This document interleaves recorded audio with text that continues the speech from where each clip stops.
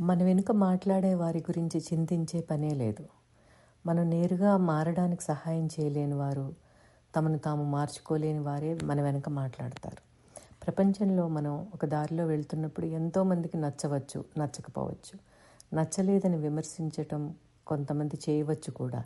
ఇది మన ఎదురుగా మనకే చెప్పినప్పుడు అంత ఎక్కువ ఇబ్బంది మనకు ఉండకపోవచ్చు.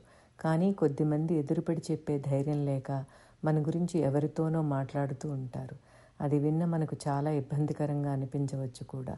ఇలాంటి పరిస్థితుల్లో మనం అతి ముఖ్యంగా గుర్తుంచుకోవాల్సిన విషయం ఏమిటంటే, నిజంగా మన మంచి కోరేవారైతే నేరుగా వచ్చి మనతోనే మాట్లాడతారు, కానీ వేరెవరితో మాట్లాడరు. ఎవరైనా మన గురించి వేరే వారితో మాట్లాడుతున్నారు అంటే అలాంటి వారికి మనకు మంచి చేయడం కంటే మన గురించి మాట్లాడటంలోనే ఆనందం ఉంది అని అర్థం.